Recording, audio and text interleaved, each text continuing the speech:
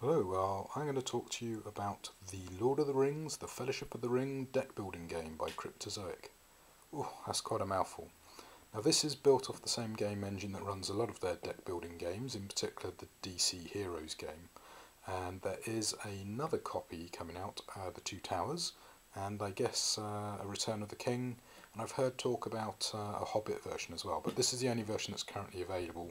I believe at Gen Con, which is coming up in a couple of days, there is hopefully going to be a bit more about the follow-on set. So you've got this fairly nice sturdy box which has managed to seal itself shut, but inside you've got a really nice insert, so let me show you that. Okay, so when you open the box you get the rules, which are quite nice, fairly basic, and then this beautiful insert with a nice big hole here, a load of individual bits clearly marked, and a nice big whirl here. Now the big bit over on the left here, what that's designed for is, for example, hero cards like Frodo. Just pops in there. And what you can do is play as various people who are the goodies. So you've got Aragon, Frodo, Legolas, Gimli, Samwise, and Gandalf. And of course, the guy I'm going to be playing with, Boromir, every Uruk-hai's favourite target practice when they've got their bow and arrows. Now, when you play a particular character, you get an item unique to them. So you've got Boromir's sword, you've got Gandalf's staff, the One Ring, Samwise bravery, Gimli's axe, Aragon's sword, and the Glahidrian bow. So nice little feature that you get a special card for your character that goes in your starting hand. Now your starting hand consists of courage and despair.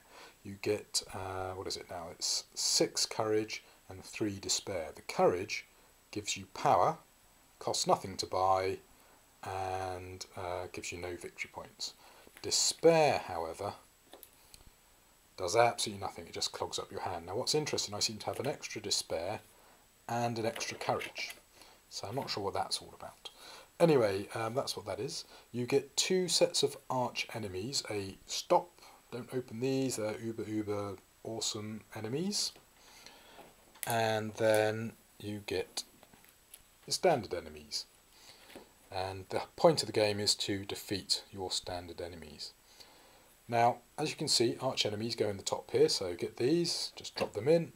Well, on my box that doesn't quite fit, that's a bit of a problem. There seems to be an issue here. It fits over here okay, so that's not so bad, but it's a bit of a problem.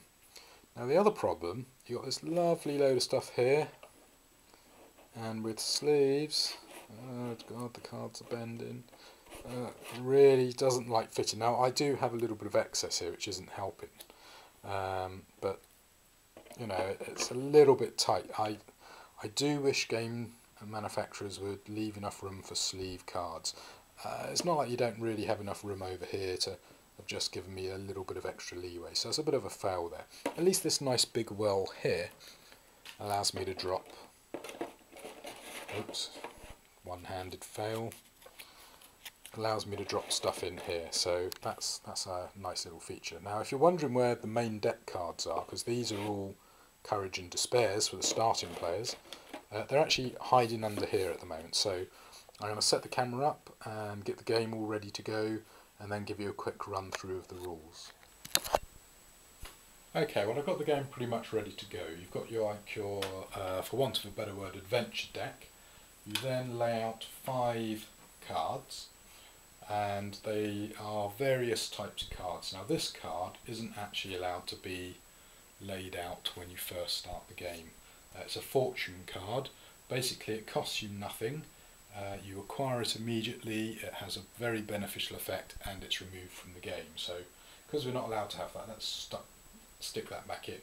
So we've got our 5 cards here, and I'll come back to them. In addition, you have arch enemies, and Lurtz is always at the bottom. He goes over there face down. You then add 3 level 3 and 3 level 2 guys, again face down, so you don't know what they are. So these unused arch enemies. 2 of each level, go back in the box, and then the Nazgul is the starting level 1 arch enemy. In addition, permanently out, you have Valor cards and Corruption cards. Now, Valor cards, they cost 3 to buy, they give you 1 victory point at the end, and they give you +2 power. Corruption cards are given to you by horrible enemy cards. They cost nothing to buy, you just get them whether you want them or not, but they give you -1. Well, what I'd quite like to see is actually a variant where if this deck gets totally depleted, Sauron has won by corrupting you all. I do know in the impossible mode, which is those special stop, do not open this enemies, these bad boys, when you get rid of them, which you can do from various card effects, rather than get discarded from the game, they just go back on top of this deck, which is not good. Anyway, I mentioned earlier you get a character card and your hand, so I'll just shuffle that up, ready for when we play. Unfortunately, this card really ceases to have any use now. What some people have talked about is, why don't you just shuffle these up, distribute those. I like the idea that you've got a character card, and it also gives them the ability at a later date to say this character has this special ongoing effect, or has this effect when you happen to play a particular card. So that's quite a nice thing. You start off with 5 cards, fairly standard deck building trick. Now, if you don't know, of course, this is a deck building game, so the idea is you play your hand, you buy cards from the pool, which is over here, and every card you buy goes into your discard. Then when you can't draw cards, you shuffle up your deck and keep going, and at the end of the game you work to how many victory points you've got, and the end of the game is when you kill every single arch enemy. So what types of cards do you have? Well, you have maneuver cards, and you buy them for the power in the bottom right, or defeat them with power in the bottom right. You get victory points from the bottom left, and you get the effects in the middle of the card. Now this card gives you 2 power and gives you a special effect which involves drawing cards. This is a very special type of card called a location. When you buy this, it goes into your discard pile. When you then get it back in your hand, when you play it, it stays in play. It's like a permanent effect, and they tend to be quite good. Locations are often quite nice to get out into play. This is an enemy, and these normally do bad things. Now, because this is the very first turn of the game, we can ignore this thing called ambush. However, if we do attack this, we have to pay attention to the attack. When we acquire it into our deck, we only pay attention to this +2 power bit. Now, the Uruk-hai are quite nasty. They're fairly hard to beat. They don't give you many victory points. They do give you a nice +2 benefit, but when they come out in your turn, they have this red ambush thing, and that basically means you have to resolve that as soon as it appears. And what the ambush of this is gain a corruption. So good job, we don't have to worry about that on turn 1. In addition, when you try and attack it, each other player chooses and discards a card. So that's quite a nasty multiplayer effect. The other type of card you might have is this nice blue artifact. This is a particularly nice one. It involves tricks with naming a type of card on top of your deck. You reveal it, and if it's the correct type, you get a huge boost to your power. So for example, I might say artifact, and I reveal this card, and it is an artifact. So I get +4 power. However, if I say, I don't know, ally, oh no, it's an artifact, I only get +1 power. And then finally, you've got allies. I think that's all the types of cards there are. As I say, there is this common pool of cards. This happens to be a maneuver, which is the same as this type of card. So, I've drawn my hand. I've got 3 despairs, which are just clogging up my hand, doing nothing, and 2 courage, and that gives me 2 power. So thematically, you can view that as just how experienced you are, what stories you've got to tell, your fame, your renown, your literal power, and that is how you can attract allies or come across artifacts or get the support of a location or have the intimidation factor to destroy enemies. Now, one of the problems I had with the DC Heroes game was I heard complaints that you could have Superman's lasers, eyes, heat vision, going together with Batman's utility belt whilst you're playing Wonder Woman and all that. And someone made the point of view, it's, well, maybe you're Wonder Woman getting help from Batman who used his utility belt. And I think that's a good way of looking at it, but thematically you've got to think about it. If you defeat this Uruk-hai and it goes into your deck, that's experience you've learnt from fighting them, or stories you can brag about, or fame that spreads ahead of you to say that, you know, you took on Uruk-hais and did okay. So anyway, I'm going to buy Haldir. I am very tempted. No, I'm going to change my mind. I'm going to buy the Light of Arundel. So there you go, that goes in my discard. I draw my new 5 cards. It goes to the next player. Now what I do is I put the card face down to replace the card I bought. If I'd had enough power, I could have bought multiple cards. So it's the next player's turn, they flip the card. As I say, it's not actually in the rule book, but that's the way I play it. Right, well, I've drawn my Boromir's sword. Now Boromir's sword gets stronger the stronger the arch enemies get. And his power is equal to the current arch enemy. And there's level 1, level 2, level 3 and level 4. So he's currently worth +1. And then I've got 1, 2, 3, 4. So I've got 5 power. So I can choose to fight the Uruk-hai. I can acquire this location, or I can acquire both Haldir and Samwise. So for argument's sake, I might not want to do this, but I'm going to take these 2. So 2 new cards come out. My deck is depleted, the next player has his go. So I'll pretend I'm the next player with an identical deck. Get my 5 cards, 1, 2, 3, 4, 5. I reveal the 2 new cards. Now if they happen to be enemies, you get to choose the order the ambushes trigger. So that's quite a useful little bit to remember. Right, so I've drawn 1, 2, 3, 4, 5, 6 power. So I've got quite a bit of power here.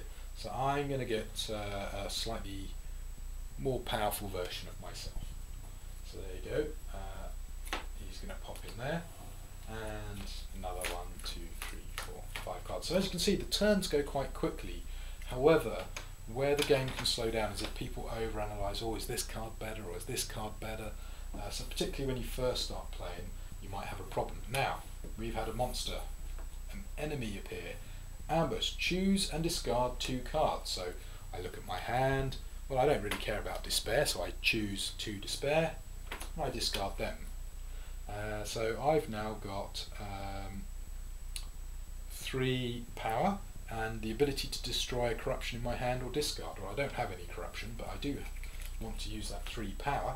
So I'm going to buy a Valor, just so I can start getting my deck engine working nicely.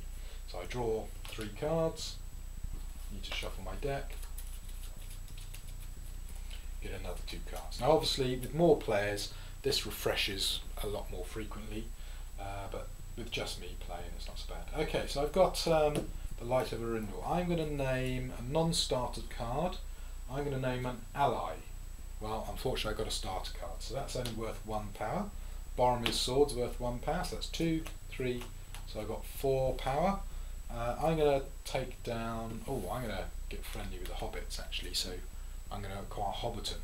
Now this has a really nice effect. When it comes back out, you pay 1 less to buy artifacts and maneuvers, and I don't have many of them right now, so that would be really helpful for me.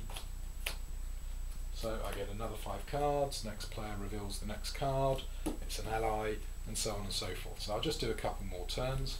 So I've got 1, 4, 2, so I've got a nice 7 power, so I can do quite a lot this turn. So what I'm going to do is I'm going to acquire a maneuver, no, not a maneuver, because that would be bad, 7 power.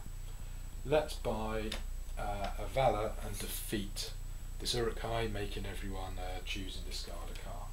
So the next card comes out. Oop, that shouldn't be in there. Someone shuffled that into the deck by mistake. Okay, so I've got 2, 3, 4, 5, 6, 7. I'm almost getting strong enough to take on the Nazgul. Yeah, 7. Just check that was added up correctly. So what I'm going to do, I'm going to take all these 3. So I've got 1 power left over, no good to me. So 1, 2, 3, let's reveal them. Okay, a maneuver. Gandalf, and Drums in the Deep. When you play a card from the path, oh, that's quite nice. Okay, let's shuffle this, and let's see if we can get enough power to smack a Nazgul. So get 5 cards here. A Despair, no good to me. Oh dear, so I've only got 4 power this turn, which isn't much good to me, so let's get, tell you what, let's get the Mirror of Galadriel. Another guy comes out, oh, Legolas, and so on and so forth. So, okay, name a non-starter card, let's say Ally. It isn't an ally. Don't have a corruption to get rid of, so that's 3, 4, no point doing that. 5, 9. I've now got enough to take on the Nazgul or acquire lots of cards. Well, let's take on the Nazgul. So I take on the Nazgul, I defeat him, he goes into my deck. Next player, it's his turn. So 1, 2, 3, 4, 5. The first thing I need to do is check, do I have an arch enemy? Well, I don't, so let's flip the arch enemy, and this is a horrible one. This gets rid of all these cards, they're all gone. They're all gone, they're out the game. And now 1, 2, 3, 4, 5. Now the big problem here is this effect comes into play. Choose and discard 2 cards. That's for everyone, because it's been converted into what's known as a group ambush. So an ambush is for just you, a group ambush is for everyone playing. So I've got to look, choose and discard 2 cards. Well, I'll get rid of Despair, and I'll get rid of Courage, which I didn't really want to do, but that's what I'm going to do. Anyway, it comes back to me, I play that, that's now in play permanently, I don't need to put that in my discard pile. So I play Pippin to draw a card, and so I got 2, I got 4 power. Now this is an artifact costing 5, but because I've got the Hobbiton, I can buy this for 1 discount. So I will buy that, and away we go. And you just keep going like that until you've defeated all the enemies. So as you can see, away you go, nice and easy. 2, 3, 4, 5, 6, 7. You know, maybe Choir 1 does not simply walk into Mordor. And away you go. And eventually you've built your deck and it's going really well. Now obviously one of the problems you can have is, as you can see, the deck's getting pretty big. And I'm only drawing 5 at a time. So I need to have ways of thinning my deck. So you always want something that either draws you cards or thins your deck in a deck builder, because you want to make sure that your deck's nice and optimal. Now when you finish the game, you simply get all the cards that you put, you know, the Valors back where they belong, everything else goes in the middle apart from these yellow starter cards and your special artifact card. Now what I do need to check actually in the rule book is whether, if I'm actually playing Gandalf, does Boromir's Sword go in the main deck? I haven't been playing it that way. I've been playing it that character cards stay out the game if you're not playing with that character. So as you can see, nice simple game. Unlike a lot of deck builders, you've only got this one effect, which is power, which you use to both buy and defeat enemies. It's quite a fast game as long as you don't suffer with loads of analysis paralysis. But there's all sorts of funky cards in here, like obviously there's the great effect of getting a fortune card on your turn. There's the horrible effects of various Griblies coming for you. The Moria Orcs is a great card. When you play it, it's more powerful if you've already played Moria Orcs. So if you've got 2 in your deck and both come into your hand, it becomes a much stronger card. And if you've got 3 in your hand, it becomes a really strong card. You've got Wraiths doing various effects and all sorts of lovely bits and pieces with lots of lovely photos from the movies.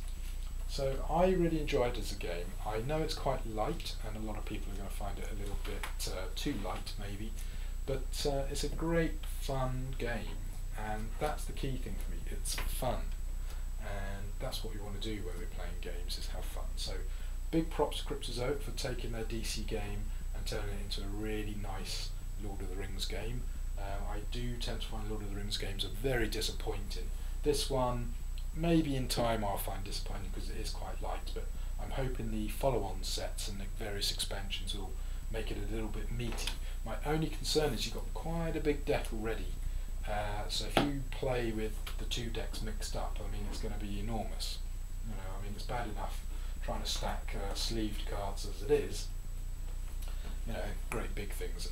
Just as a point of interest, these are Fantasy Flight sleeves. You could potentially trim them down a bit, but I like to leave them so you've got a little bit of protection. And what I love about sleeves, it makes it really easy to quickly, you know, do all sorts of crazy shuffling. You can even do a bit of riffle shuffling and be safe in the knowledge you're not going to damage your cards too badly, apart from maybe a little bit of bending. I haven't worked out how big a sleeve is for these things are. What I might be tempted to do is scan these in, print them out and laminate them, and then just keep these in the box. So they're sadly a little bit pointless at the moment, but they're a lovely feature. There is a promo which is quite hard to get hold of, it seems, which is a Varwen. I'm going to try and track that down when I go to my friendly gaming store and see if they actually can get hold of it for me. The baddies, we only saw two of them. There's the Nazgul, there's Uruk-hai, Cave Troll, one of the Nazgul, the Witch King, the Balrog, another one of the Nazgul, and Lurtz. And I think there's Saruman, yeah, more Nazgul, Watcher in the Water, a Moria Swarm, so Saruman. Great thematic game in my opinion. I have seen criticisms about the theme, but I don't agree. I think it is fairly thematic. If you just play quickly like I just did now, you're not going to get the flavour of the theme, but you know, it's like, okay, I'm going to seek some courage from using my memory of the shards of Narsil, and Gandalf's going to protect me with "you shall not pass" and all that business. And oh, Boromir's done his arrow practice again. You know, if you play the game with the right group, particularly Lord of the Rings nutters, you're going to really enjoy this. And I count myself as a Lord of the Rings nutter. You know, you've got some great visuals, beautiful backs to the cards. I really like the use of the kind of classic Middle-earth map. Can't recommend the game highly enough. It's cheap, even with the deck protectors. It's still pretty cheap. Is it as good as Dominion? Is it as good as Race for the Galaxy? Is it as good as Thunderstone or Ascension? Well, yeah, maybe not. I think it's probably the most fun I've had with a deck building game because, well, it's fairly new to me for a start, which helps. But also, it doesn't require too much thinking. It's more about, let's get my engine going, let's have some fun, and let's just enjoy looking at the lovely artwork. And one thing they have missed out on is, with the card layout, you've got this big logo, this big yellow bar with the name of the card, a big blocky bit there. It would have been nice if it had been completely, you know, fully film stilled up with little box out bits and some flavour text. So, you know, a little bit annoying. Some people commented they didn't like the fact that you start with 3 despair in your opening hand. Well, to me that's, again, thematic. It's the whole theme of Lord of the Rings is you're having despair and you're having to overcome your despair and have courage to, you know, prove that you're a hero and you can overcome the adversity that Sauron's put in your way. And, you know, via devious means he corrupts you. So to me it is very thematic. I enjoy it. I think I'm waffling now, so there you go. I hope you've enjoyed a quick look at the game. Hopefully I haven't made too many rules errors, and I look forward to playing this tomorrow actually. So till the next video, take care and go out and buy it, support Cryptozoic.